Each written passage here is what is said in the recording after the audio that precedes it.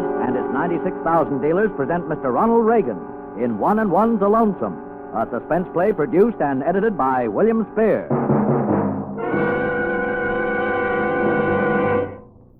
Extraordinary, extraordinary. Autolite spark plugs, I presume, Remingchester? No, the Australian platypus, Wilcox.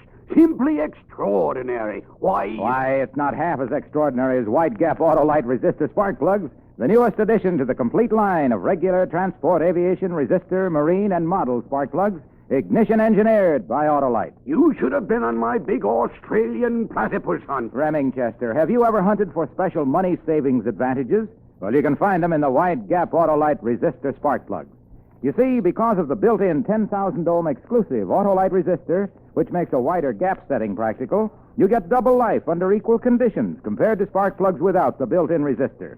Greater gas saving, too, smoother performance, and faster starts in cold weather. Evidently, platypuses do not interest you. Oh, yes, they do. But I'm fascinated with the White Gap Autolite resistor spark plug. So, friends, see your friendly Autolite spark plug dealer tomorrow. Have him replace worn-out spark plugs with ignition-engineered Autolite spark plugs. Whether you choose the resistor type or the regular type, you'll be right, because you're always right with Autolite. And now, with One and One's a Lonesome and the performance of Ronald Reagan, Autolite hopes once again to keep you in suspense. My name's George Belloc. Right now I'm on a trip. Not alone. No, I've got company. She's a few days behind me, but we're getting off at the same stop. Her name's Marie, but don't let that tag fool you. She's as U.S. as the American League. I haven't seen her since yesterday, and I don't know what she's wearing. But 5 will get you 10. The outfit's silk and covers her body like a cellophane wrapper. I met her about 2 weeks ago, right after she married the guy I work for, Henry Grover. He owns a lumber yard just outside of town. He'd been working hard and figured he was ripe for a vacation. He hired me to manage the place while he was away. I put him on a train one night, didn't hear from him for 2 months. I was sorry to hear from him then. I'd put a few improvements in, and the take was making me forget I ever had any money troubles. I got a postcard saying he'd met a nice babe and married her. I tossed off a couple of drinks in honor of the occasion and relaxed. I figured she'd talk him into staying in the city, and I could buy the shop. That was before I met her. I've never been so wrong.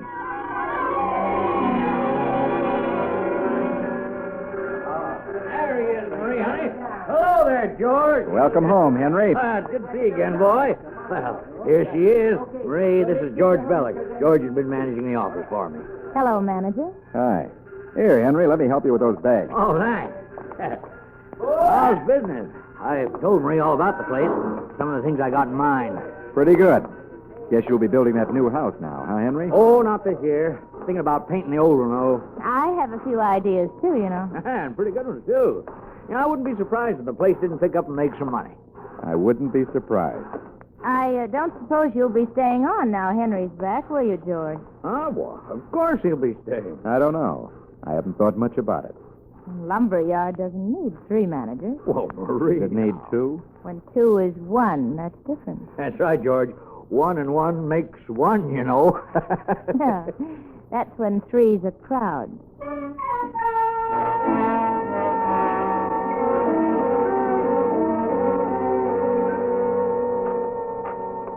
Oh, you. Come on in.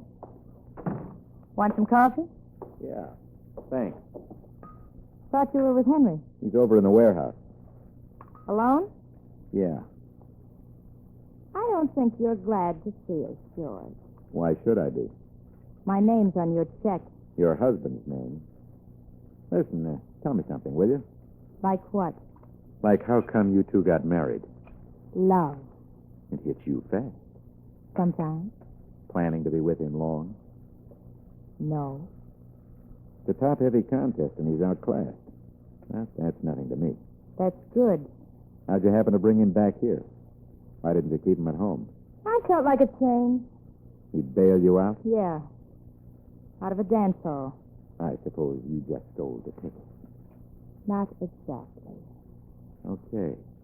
Okay, slave to queen. How's it feel? Let me ask you one. What are you going to do for a job now? Manage this lumber business? No, you're not. You don't own it. Don't believe everything you read on a piece of paper. I own it. And there's no room for you. You know, your new husband's in for a kind of a surprise. What kind of a surprise? I mean, when he hits the warehouse. What about it? There's a room over in the back part. One of the walls is holding up a row of slot machines. A couple of tables on the floor that weren't made for checking. Gambling? That's right. Henry didn't mention that. That's the surprise. Well, I guess I don't have to worry any about getting rid of you. Henry will take care of that. You think so? How's business in the back room? Like a girly show on Iwo Jima. Where's the money? In the bank. Your bank? My bank. George, can I see you a minute? Sure, Henry. Come on in here, why don't you? Well, I'd rather handle this alone, honey, if you don't mind. Come on, George. Oh, you told me I could help you. Now, something's come up and you're shutting me out of it. This has nothing to do with that. This is something new. You may as well let her in on it. She knows all about it anyway. You told her? Sure. I figured I was telling the manager. 1 and 1 makes 1. Remember? All right. George, I left you to run a lumber yard. I didn't want any improvements. Especially, I didn't want any improvements like I just saw over there. Dice tables, slot machines, I don't know what all. I don't see how you moved it all in 2 months. 2 days. But you're right. It wasn't easy. George, when I came back, I thought we'd all work together. There's a place for you here. And I'll go on paying you the same salary. Huh. Wouldn't be much compared to what you've been making on the side, is that it? Business has been pretty good up till now. Well, then it's all over. And this is goodbye. I'm sorry. No easy money for you, huh? Not when it's breaking the law. You can stay on here tonight, but in the morning, get those machines and dice tables together and get out. They're not going anyplace, and neither am I. But you're breaking the law. Tomorrow morning, I'm throwing out all that stuff. Where are you going to throw it? Out, anywhere. I don't know. I don't care where. If you throw it outside and leave it, somebody will see it and talk to the police. If you try and have it moved out, I'll call them myself. Any way you look at it, they're going to want the owner of this place for gambling. And you're the owner. George, you bought the stuff. I didn't know anything about it. I don't even know where you got it. I've been away. I can prove that. You don't scare me. In your name, I bought the stuff, and in your name, I ran the place. I'm just a hired man working here. They'll want the boss. And you're the boss, just like always, Henry. Well, then you're closing down tomorrow. If I can't run a decent shop, I won't run anything. All right, close down. But if the police get a tip, they'll think all you do out here is gamble. Oh, what's got into you, son? 2 months ago, I gave you a job, and you were glad to get it. Well, what's got into you anyway? He found a way to make some money. Yeah, a lot of money. The take is good here. When I got your postcard, I thought I'd seen the last of you. I was going to pay you for the place and let it go at that. How about it? What's the price? No price. I'm not selling it to you or anybody else. How about $15,000? In cash? Sure, cash. You haven't saved that much in this place in 2 months. I'll get the money. Got about $8,000 now. A couple of months, I'll have the rest. I wouldn't trust you for a 3-cent stamp. Never mind, Marie, honey. Now, look, I'm not selling, George, and that's the end of it. And we're partners. Not in anything like this, we're not. You'll like it fine when the money starts coming in. I don't want anything to do with it. Okay, you won't have anything to do with it. You take care of the lumber business. I'll handle the rest. I told you now, for the last time. Hey, listen. We don't want any trouble with the police. There isn't going to be any trouble with the police. The way he tells it there is. He's got us over a barrel. I've been clearing pretty near $1,000 a week. There isn't much I wouldn't do for that kind of money. We better think it over, honey. We better think over what to do. Well, That's the idea. Think it over. Think it over, both of you.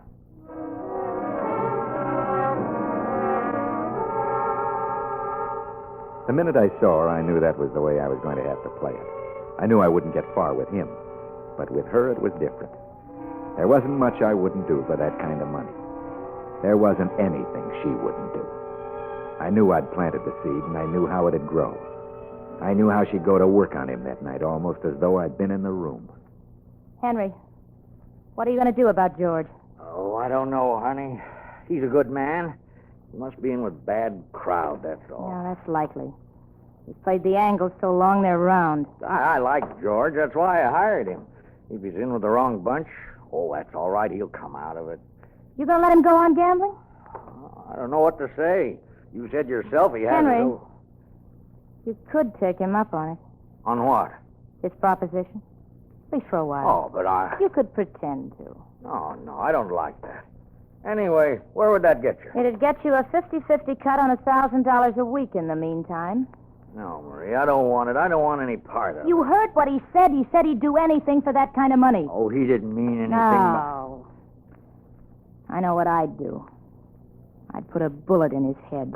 Oh, now, Marie, don't talk that way. That isn't even funny. What are you going to do?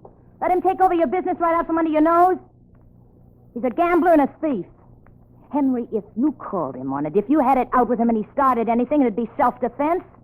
Why, no jury in the world would hold you on it. What are you talking about? I'm telling you. Don't be silly. I'm certainly not going to do anything like that. All right, don't. See what happens. I wish I knew what was going to happen. Well, I'll tell you. You want to know? Oh, just let me try to think, can't you? Think. What do you suppose he's thinking about? Well, he said... I know what he said. Listen to me, Henry. It's him or you. Don't you see that? Three's a crowd. That's what he's thinking about. Murder.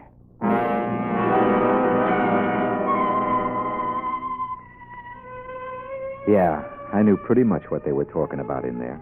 I knew this dame pretty well. It only needed a day of knowing her to know that a word like murder was part of her natural-born vocabulary. To know that she could cut a guy's throat and think no more of it than clipping one of her fingernails. I didn't know just then who was going to get murdered. I found out.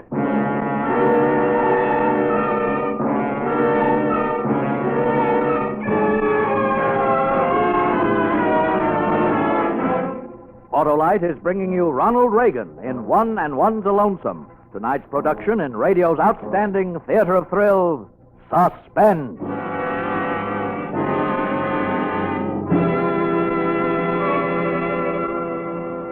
Hey, Harlow, I saw lots of kangaroos in Australia, too. Why, their tails are... You don't say. Why, Remingchester the kangaroo's tail is as unique in the animal world as the wide gap Autolite resistor is in the spark plug world. It's the newest addition to the complete line of regular transport, aviation, resistor, marine, and model spark plugs ignition engineered by Autolite. Wilcox, you ought to see the starting power of those critters. Man, they've got nothing on the wide gap Autolite resistor spark plugs. They give fast starts even in cold weather. Smoother performance, too, on leaner gas mixtures. Greater gas saving. Even double life under equal conditions compared to spark plugs without the built-in resistor.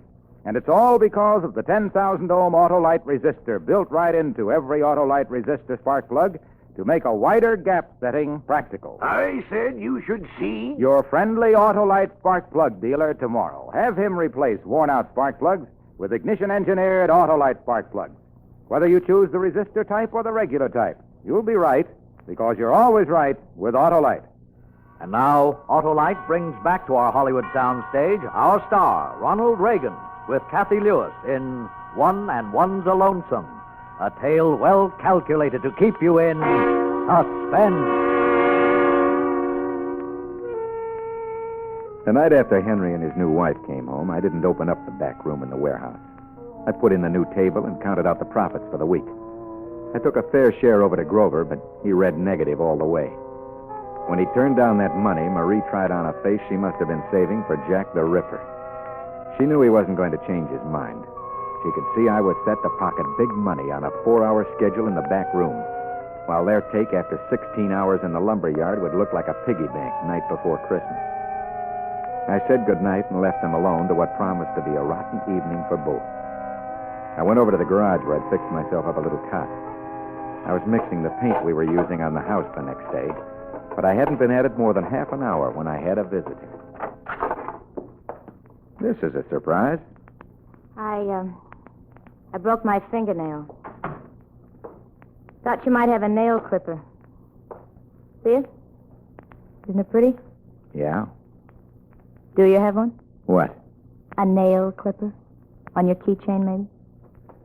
Sure, here. Wait, let me do it for you. Long and pointed, like a pussycat. They can scratch, too. Like them? Sure. There you are. What'll I do with the victim? Keep it for a souvenir. Do you mind my coming to see you? Not if your husband doesn't. He doesn't? No, I'm here. He will if he thinks real hard. I don't care. I wanted to see you. Need more light? No, this is fine. Henry's not strong, you know. Well, he wasn't wearing a lion skin when you married him. It all happened so fast, and I wanted to get out of that dance hall. Oh, yeah, the dance hall. Well, that's the price of love. Or have you changed your mind? Yeah, I changed my mind. That's easy to do when it's all over. Is it all over? You married him. He's not strong. Maybe something will happen to him. Not likely. Nothing ever has. I did. Don't you like me? Huh? I like you. I like it here. I don't want to leave. I don't want to go anywhere. I don't want my head turning into a home for your husband's bullets. This, paint you're using tomorrow? Yeah. Your healthy husband and I. Using ladders? No, we'll swing a couple of platforms on pulleys with ropes. Why? Want to learn to paint? No, thanks. I'm worried about Henry up on one of those things. He's not as strong as you are. Yeah, I know. Happen to fall off, he might be hurt. If he fell on the cement drive, might break his neck. That's right. Do the ropes ever break? Not often enough to make the odds good for betting. Could you make them break? Huh? Could you fix the ropes so they'd break when he got to the top? Not on your life. I'm happy with my little racket. I'm not taking any chances killing anybody. Then he'll kill you. Take your choice. How long do you think he'll watch that money going into your pocket? How long do you think he'll take that gambling? Keep talking. It'll be accidental, no murder at all. When he's dead, I get the warehouse and the house. You get me. What's in it for you? You are? As simple as that. And I'll take a cut on those backroom profits. Go on. Henry's been talking about painting the house. I got the idea when he told me about a fellow doing the same thing who fell and was killed. If anything like that ever happened to him, he said, I wouldn't have to worry. Everything was taken care of.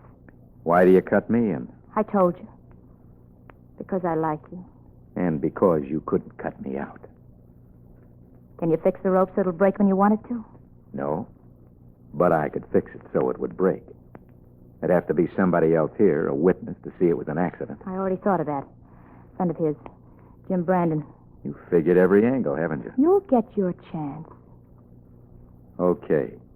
The rope will break. Get it fixed up tonight? Okay. Where'll you leave it? There'll be 2 platforms, one for me, one for him. I'll take them both over to the house tonight before I go to bed. Put the one for Henry by the office. Put yours by the house. Yeah? I don't want you to be around tomorrow when Henry and Brandon set him up. That way nobody can say that you had anything to do with it. Don't worry, we won't have any trouble. We better not. I'm risking a lot for you. I won't forget it, baby. Don't. This is what the movies call love. You like it? I'm getting to like it. It's easy learning. I hope I won't have to forget. I'll worry about that. Let's talk some more. You got more to say? Mm-hmm. Lots more.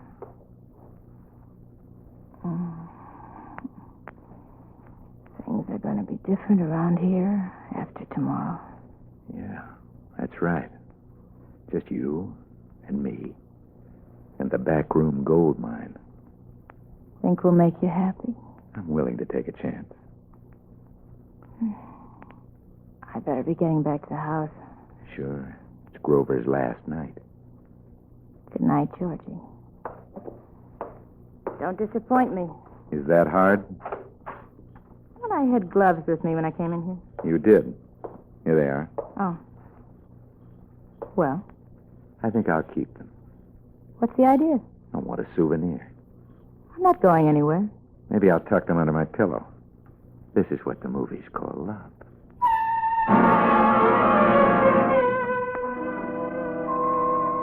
After she left, I sat there thinking. Those gloves didn't help me clear my head any. They smelled like the powder room in the Club Paris.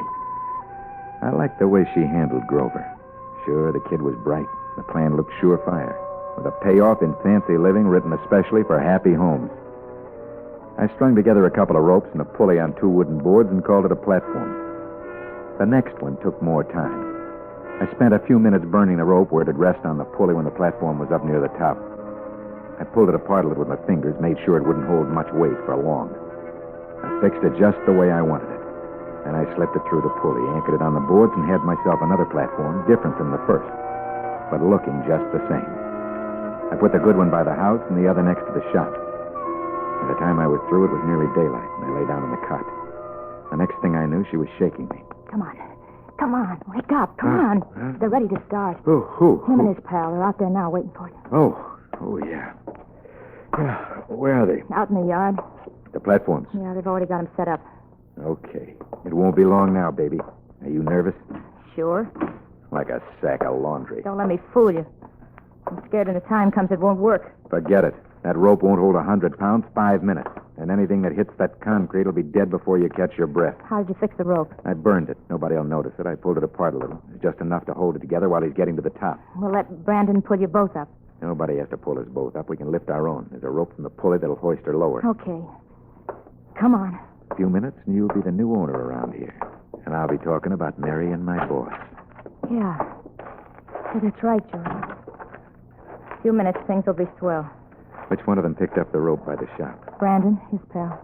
Then it's on the right side of the drive. That's the bad one. Are you sure? Sure. That's the one for Henry. Wonder how long it takes to fall 3 stories. 3, maybe 4 seconds? I don't know. When the rope breaks, you count it. I'll be busy trying to look surprised. I want Brandon to go into town telling everybody about the accident we had out here. Don't overdo it. You're no actor. I'll keep my eyes on you, baby. That's a good idea. Matter of fact, I'm going to make a habit from now. Hi, George. You bring the paint? Oh, yeah, Henry. Right here. Oh, you know Jim Brandon, don't you? Yeah, we met. Hiya, George. Hello, Mr. Grover. Hello. Well, might as well get going. With all this waiting around, I've kind of lost the mood for painting. It's like gambling, Henry. Once you begin, you feel like you never belong anywhere else. Yeah, George, I got a couple of things I want to talk to you Not about. now, Henry. You've been talking about nobody being ready to paint. Now we're all ready, so let's paint. All right. But when we finish, George, come over to the house. I want to talk with you. Sure, Henry. Maybe I was a little hasty last night. Right after we get through, I'll be waiting for you. George must think he's a pretty fast painter. You'll be all finished in the house before you get down over the platform, Henry. Well, we'll see about that. I've done my share of painting, too. You'll have to jump some to beat me, George. I guess you're right. You two gonna stand there all day? That's right, Mrs. Grover. Neither of them can paint well enough to make this old place look any better. Oh, I don't know. I was telling Henry this morning it's time he bought a new house for his pretty new wife. Oh, thank you, Mr. Brandon. But as long as we have this house and the paint's right here, we may as well go ahead and paint, don't you think? Oh, sure. Oh, you're right, honey. Well, come on, George. Let's get going. Can I help you, Henry? No, thanks. We can pull ourselves up, can't we, George? Yeah, that's right. Come on, let's stand over here out of the way, Mr. Brandon. I want to watch this. Yeah, sure thing. You ever seen house painting before? Oh, yeah. Never anything quite like this. Yeah? Well, they're pretty good at it. Hey, this is kind of a rickety contraption. Is it going to hold? Oh, sure. What's the matter, George? You having trouble? No, just watching. Well, now you've seen how it's done. You come on up in the sky. Be right with you, Henry. Say, Brandon, when I get to the top, will you tie this rope to the bucket of paint and pass it up? Right, Henry. Keep pulling, George. He's beating you up there. Hey, easy does it, George. That's no elevator. Don't worry about me. You got your own problems. Okay, Jim, pass up the paint.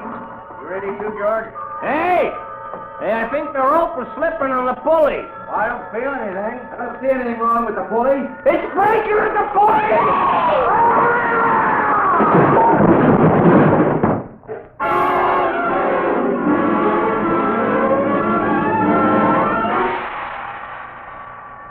Like I told you, I'm on a trip, but it's no honeymoon. A couple of hours ago, 170 pounds of Henry Grover hit the cement driveway. Then I got the surprise of my life. It lasted just 2 seconds before I hit 2. I thought I was as safe as a glass of water, but I was just another fall guy because both platforms gave way. I'd never thought of that angle. 2 partners make more dough than 3, but one owner without a partner makes the most. No, I didn't think of that. But I had thought of a couple of others just in case. The fingernail, for instance. They gave me maybe half a day to live. So I told it to them, the cops, almost the way it happened. And when I got through, I didn't even have to hint at those other couple of angles. They found it out all by themselves. And then they brought in Marie. Oh, George. Doctor, is he... Will he... Skip it, baby. They know all about it. Know all about what? My name's Williams, Lieutenant, homicide. These your gloves, Mrs. Grover? Yes, they're mine. We found them in sort of a funny place. In the tool shed where all those painting platforms were fixed up. Well, I don't see how that... Did you know those ropes were burned and frayed? Somebody pulled them apart and burned them. George did it. It was all his idea. Sure, he funny guy wanted to bump himself off. Let me see your hands. Nice hands. Nice nails. One of them's broke off, huh? What of it? We found it. In the rope where somebody pulled it apart. We want you for murder.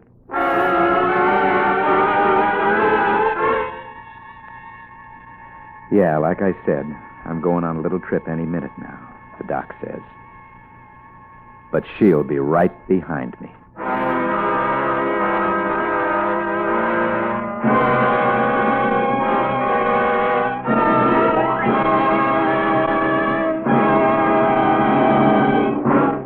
Suspense, presented by Autolite.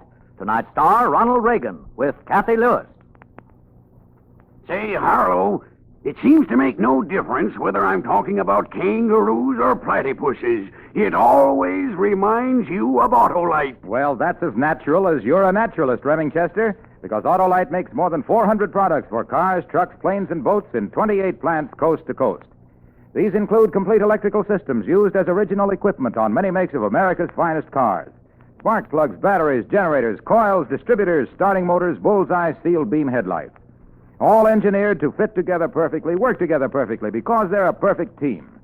So don't accept electrical parts supposed to be as good. Ask for and insist on Autolite, original factory parts at your neighborhood service station, car dealer, garage, or repair shop. Remember, you're always right with Autolite.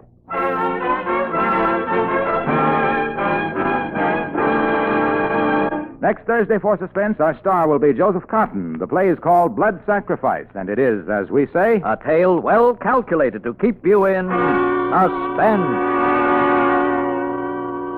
Tonight's Suspense play was produced and edited by William Spear and directed by Norman MacDonald. Music for Suspense is composed by Lucien Morawek and conducted by Lud Gluskin. 1 and 1's The Lonesome was written for radio by Nelson Sykes. Ronald Reagan may currently be seen in the Warner Brothers production, The Hasty Heart. In the coming weeks, you will hear such stars as Cary Grant, Dan Daly, and Arthur Godfrey. Don't forget, next Thursday, same time, Autolite will present Suspense, starring Joseph Cotton. You can buy Autolite resistor or regular spark plugs, Autolite Stay-Full batteries, Autolite electrical parts at your neighborhood Autolite dealers. Switch to Autolite. Good night. An investment in boys is an investment in America's future. This is National Boys Club Week. Support the Boys Club in your community. This is CBS, the Columbia Broadcasting System.